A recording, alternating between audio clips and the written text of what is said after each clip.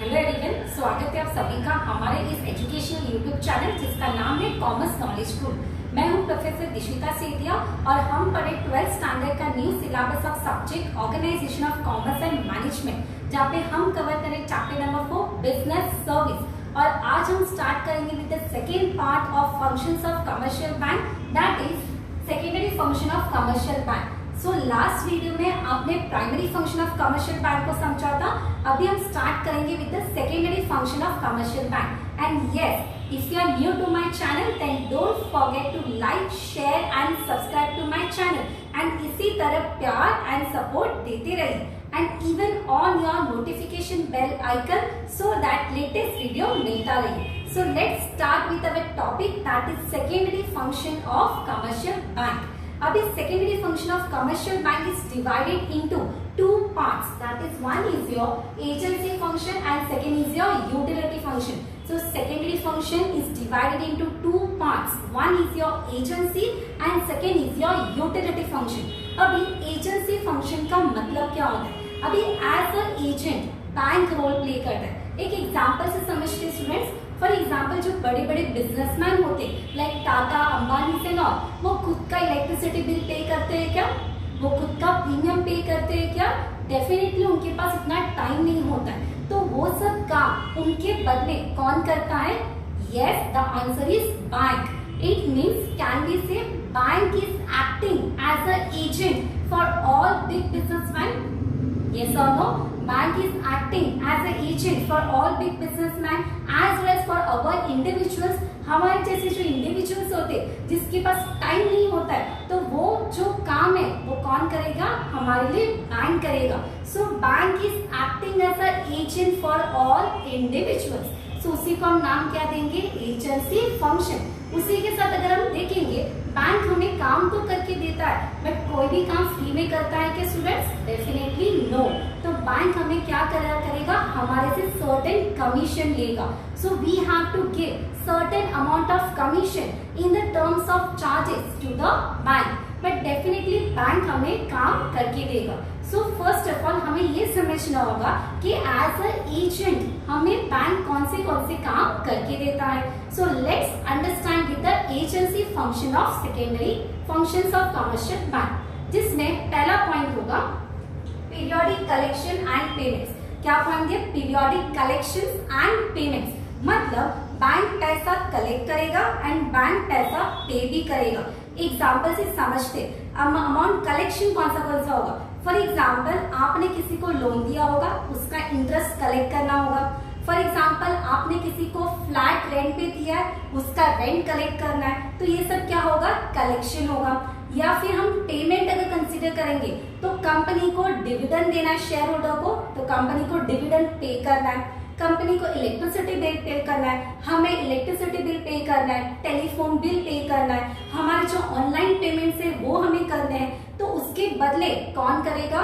Bank के बदले, हमारे बदले कौन करेगा? बैंक करेगा। तो जो भी कलेक्शंस होगा, फॉर एग्जांपल कमीशन रिसीव हो सकता है, डिविडेंड रिसीव हो सकता है, रेंट रिसीव हो सकता है, इंटरेस्ट रिसीव हो सकता है, तो ये जो भी रिसीट्स होगा as well as payments are done by whom? Bank.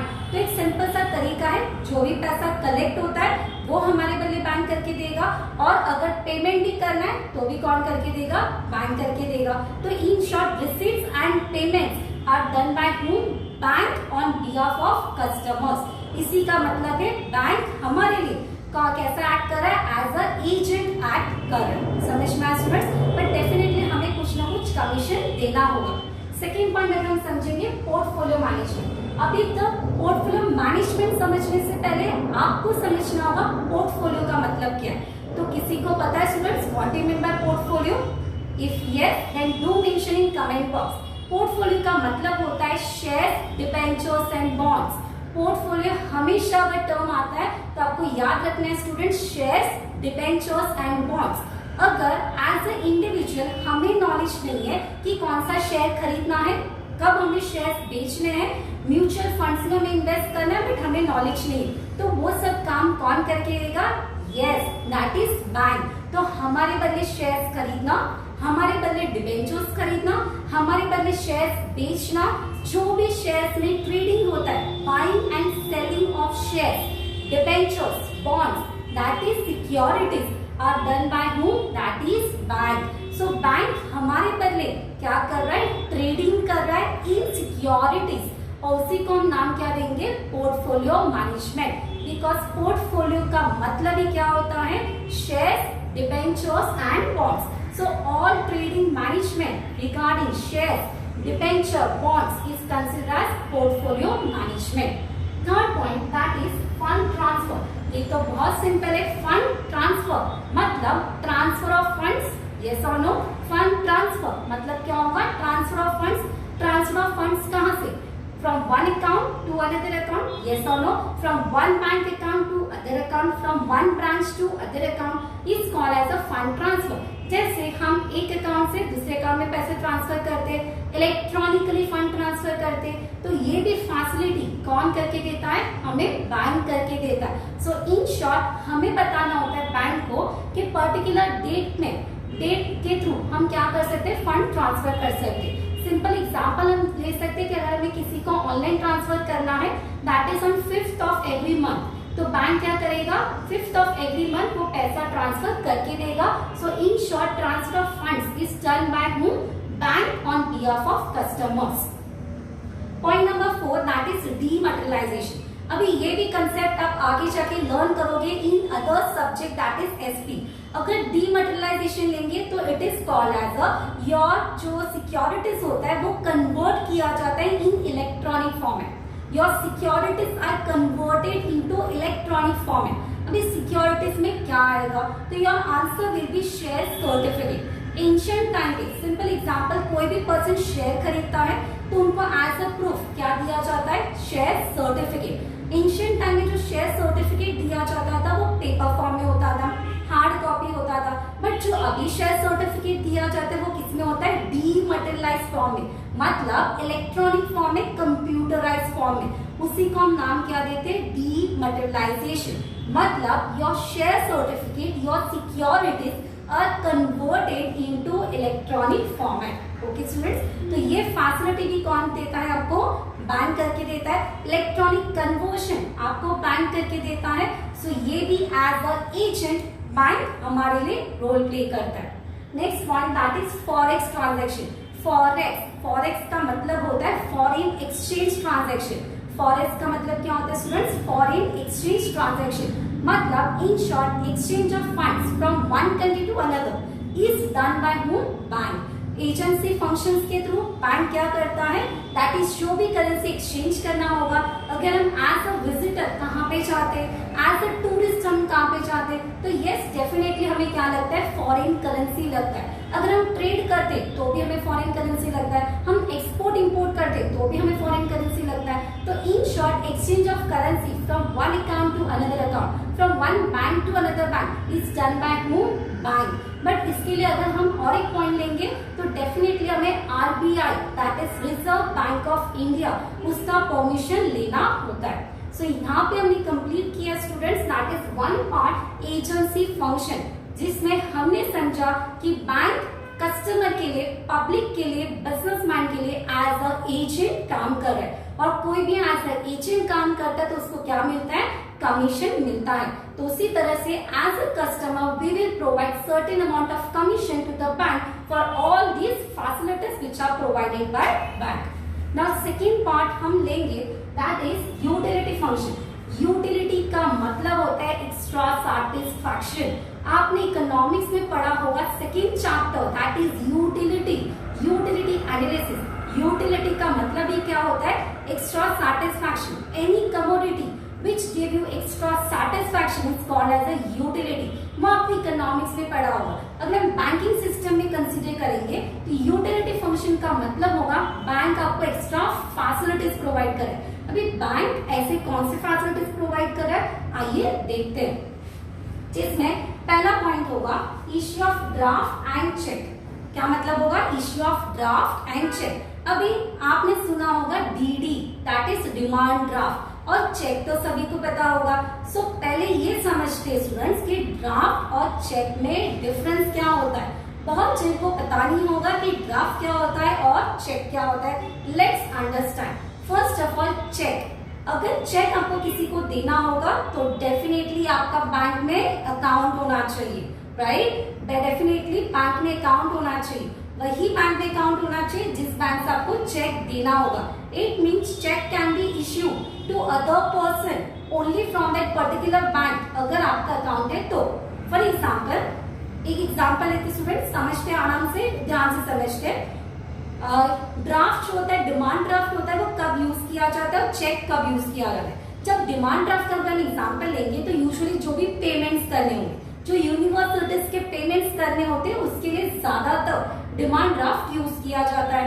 या वी कैन से किधर हम आउटसाइड विजिट करने के लिए गए, फॉरेन टूर्स पे गए और किधर और ऑप्शन नहीं मिला तो हम डिमांड ड्राफ्ट के थ्रू पेमेंट कर सकते हैं। इन शॉर्ट इसको हम डीडी बोलते हैं, that is demand draft. Example समझते हैं, आपने after 12th you decided to opt for CA, that is chartered accountant, ठीक है। आपने सोचा कि आपको सीए बनना है, तो सीए बनने के लिए आपको क्या करना होगा, पहले रजिस्ट्रेशन करना होगा, that is from institute of chartered accountant of India, that is ICI, institute of chartered accountant of India से आपको क्या करना होगा, रजिस्ट्रेशन करना होगा। जब आप रजिस्ट्रेशन करोगे, जब ऑनलाइन फॉर्म फिलअप करोगे, तभी आपको ऑप्शन मिलेगा, that is you have to make a payment. अभी आप बोलोगे कि अभी तो ऑनलाइन पेमेंट कर सकते, डेफिनेटली, बट अभी हम क्या समझ रहे, डिमांड ड्राफ्ट का कंसेप्ट समझ रहे, तो वहां पे ऑप्शन दिया जाएगा या दिया होगा कि डिमांड ड्राफ्ट के थ्रू आप पेमेंट कर सकते हो, that is from selected bank. इसमें एक ऑप्शन होगा Maharashtra bank and second option होगा कैनरा बैंक। तो आपका ना तो महाराष्ट्र बैंक में अकाउंट है, ना तो कैनरा बैंक में अकाउंट है, बट पेमेंट कहाँ से जाना चाहिए, वही दोनों बैंक में से जाना चाहिए। So now what to do, आप क्या करोगे, पेमेंट तो आपको पहुंचाना है। For example registration fees is 7000, ठीक है, 7000 आपको फीस कहाँ पे पहुंचाना है, यूनिवर्सिटी में देना है। तो आप कैश तो नहीं दे सकते वहां पे, आपको कहाँ से देना होगा, डिमांड ड्राफ्ट के थ्रू ही देना है। आपके पास ना तो महाराष्ट्र बैंक में अकाउंट है, ना तो कैनरा बैंक में अकाउंट है। सो now what you will do, तो यस आपके माइंड में आंसर आया होगा कि हम क्या करेंगे, अकाउंट ओपन कर देते, राइट। हम अकाउंट ओपन कर देते और फिर डिमांड ड्राफ्ट निकाल के पैसा भेजते। Answer is no. आप क्या करोगे स्टूडेंट्स, आप महाराष्ट्र बैंक में जाओगे, आप नॉर्मल जो रिसीट होता है, ठीक है, नॉर्मल जो रिसीट होता है, पता है आपको, पेमेंट का रिसीट होता है। हम अगर कैश डिपॉजिट करते हैं तो एक नॉर्मल सा स्लिप होता है, रिसीट होता है, वो आप नॉर्मल फिलअप करोगे और वो फिलअप करने के बाद काउंटर पे आप कैश दोगे। कितना कैश दोगे, 7000 कैश दोगे। आपने वो रिसीट भरा, 7000 कैश दिया। अभी 7000 कैश लेने के बाद उसमें स्टैम्प होगा कि आपने क्या किया, डिमांड ड्राफ्ट निकाला है। अभी वो पैसा किसके पास आया, बैंक के पास आया, ठीक है। अभी पैसा बैंक के पास आया, तो पैसा कहाँ से जाएगा, आपके अकाउंट से जाएगा क्या, आंसर इज नो, बिकॉज आपका तो अकाउंट ही नहीं है। पैसा कहाँ से जाएगा, बैंक के अकाउंट से जाएगा। मतलब कैन वी से विदाउट ओपनिंग अकाउंट, आपने अकाउंट ओपन नहीं किया, without opening account you also transfer your fund from Maharashtra bank. Account opening नहीं किया तो भी आप क्या कर सकते हो, पैसा ट्रांसफर कर सकते हो वो पर्टिकुलर बैंक से, बट कब ये होगा, जब आप डिमांड ड्राफ्ट निकाल दें। मतलब वो 7000 काउंटर में आपने दिया, वो 7000 अभी किसके अकाउंट में जाएगा, महाराष्ट्र बैंक के अकाउंट में जाएगा। और वो महाराष्ट्र बैंक अकाउंट कहाँ पे पैसा देगा, that is in institute of chartered accountant of India. मतलब विदाउट ओपनिंग अकाउंट आपका पैसा पहुंचा कि नहीं, आंसर इज यस। बट अगर हम चेक लेते हैं और अगर आपने फॉर एग्जाम्पल आपको महाराष्ट्र बैंक का चेक देना है किसी को, ठीक है, आपको महाराष्ट्र बैंक का किसी को चेक देना है, बट आपका अकाउंट ही नहीं है, तो आप दे पाओगे क्या, answer is no. This is the biggest difference between your demand draft and between your cheque. अगर डिमांड ड्राफ्ट निकालना होगा तो नॉन अकाउंट होल्डर भी निकाल सकता है, भले उसका अकाउंट होने दो या नहीं होने दो, बट अगर चेक हमें इश्यू करना होगा तो डेफिनेटली वो बैंक में क्या होना चाहिए, अकाउंट होना चाहिए। सो नॉन अकाउंट होल्डर्स के लिए क्या होता है, डिमांड ड्राफ्ट होता है, इन अकाउंट होल्डर्स के लिए क्या होता है, चेक होता है। This is the basic difference. आगे आपका डिस्टिंग्विश में तभी भी हम देखेंगे, that is distinguish between demand draft and cheque. I hope आपको कंसेप्ट समझा होगा। Next that is the lock of facility. अभी सबको पता है कि कभी से आपने हर बार सुना होगा मॉम डैड से कि यस हमारा जो लॉकर होता है उसमें हम क्या करते हैं, जो भी हमारे इंपॉर्टेंट डॉक्यूमेंट्स होते हैं, सर्टिफिकेट्स होते हैं, सर्टेन अमाउंट ऑफ कैश होता है, ज्वेलरीज होती है, ऑर्नामेंट्स होते हैं, हम क्या करते हैं, लॉक स्टॉक करने रखते हैं। So in short bank is providing a facility to keep our valuable things in that particular locker facility through locker facility, yes और नो? तो यस डेफिनेटली आंसर। तो यहाँ पे आपका लॉकर फैसिलिटीज के थ्रू क्या कर सकते हैं, जो भी वैल्यूएबल डॉक्यूमेंट्स होगा, ऑर्नामेंट्स होगा, हम रख सकते हैं। So each and every bank provide a facility of locker. Next point that is project reports. Many time ऐसा होता है कि हमें कोई ना कोई प्रोजेक्ट इशू का प्रिपेयर करना होता है, उसके रिपोर्ट्स रेडी करने होते हैं, बट प्रोजेक्ट रिपोर्ट्स रेडी करने के लिए हमें इंफॉर्मेशन चाहिए, हमारे पास इतना अवेलेबल इंफॉर्मेशन नहीं होता है, तो बैंक हमें वो भी फैसिलिटी देता है। एक एडवाइजरी डिपार्टमेंट होता है जिसके थ्रू बैंक हमें क्या करता है, मार्केट के बारे में इंफॉर्मेशन देता है, और वो इंफॉर्मेशन के थ्रू हम अपने प्रोजेक्ट रिपोर्ट्स रेडी कर सकते हैं, बट इसके लिए भी आपको सर्टेन चार्जेस देने होते हैं। सो इन शॉर्ट मार्केट की इंफॉर्मेशन का नॉलेज आपको बैंक आके दे सकता है। Next one, gift cheque. Word से ही पता चला student, gift cheque, it is like a gift, it is like a bonus for, जिसको भी हम देते हैं यूजुअली वेडिंग्स में या we can say particular parties में, बर्थडे पार्टीज एंड ऑल, जहाँ पे गिफ्ट चेक इशू किए जाते हैं। अगर हम वो लेके बैंक में जाते हैं तो डेफिनेटली हमें कैश मिलता है। So in short gift cheque is also one type of extra facility जो बैंक हमें प्रोवाइड करता है, जिसमें कोई भी प्रॉब्लम नहीं होगा इन केस ऑफ वेडिंग्स। ज्यादातर वेडिंग्स में, पार्टीज में, birthday parties and all, anniversary and all, उसमें आपको क्या दिया जाता है, गिफ्ट चेक इशू किया जाता है। Next one, underwriting service. ये कंसेप्ट मैंने आपको एक्सप्लेन किया था students in previous videos, that is underwriter होता है। अंडरराइटर का रोल कब आता है, जब कोई भी कंपनी जितना चाहता है उतना शेयर इशू नहीं कर पाता, जितना चाहता है मतलब कितना, दैट इज 90%। कोई भी कंपनी का अगर 90% जितना इश्यू नहीं होता है, शेयर सेल आउट नहीं होता है, तभी कौन रोल प्ले करता है, बैंक रोल प्ले करता है। सो इन शॉर्ट अंडरराइटर का मतलब क्या होता है, द पर्सन और अ बैंक जो अनसोल्ड शेयर्स खरीदता है, जो शेयर सेल आउट नहीं हुआ, वो शेयर कौन परचेज करता है, वो पर्टिकुलर बैंक परचेज करता है। तो यहाँ पे बैंक एज अ अंडरराइटर भी रोल प्ले करता है। सो इन शॉर्ट यहाँ पे क्या होता है, underwriting services. So in short bank is also going to purchase, और बैंक जो कंपनी के अनसोल्ड शेयर्स होते हैं वो भी खरीदता है। तो as a underwriter bank role play करता है। इसके लिए यहाँ पे एक टर्म आपने सुना होगा, अंडरराइटिंग कमीशन। सो अगर बैंक आपको अंडरराइटिंग सर्विस प्रोवाइड करता है तो हमें अंडरराइटिंग कमीशन देना होता है बैंक को।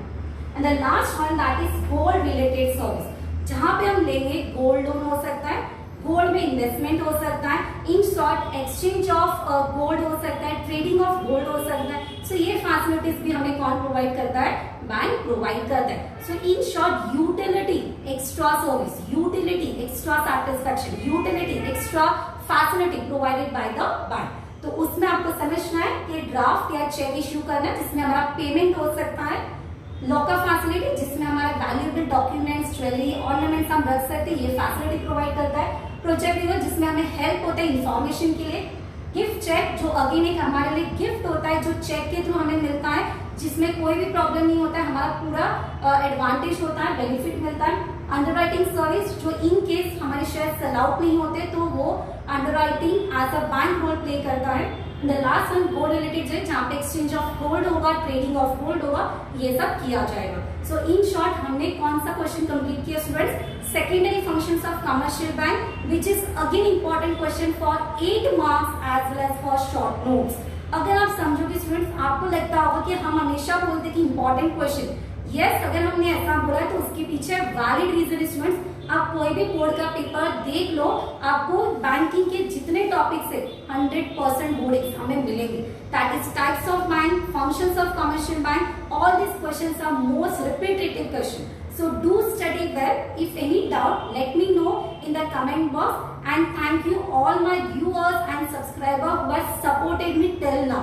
And I am hoping that कि आगे भी आप इसी तरह support करते रहेंगे. Thank you. Keep watching.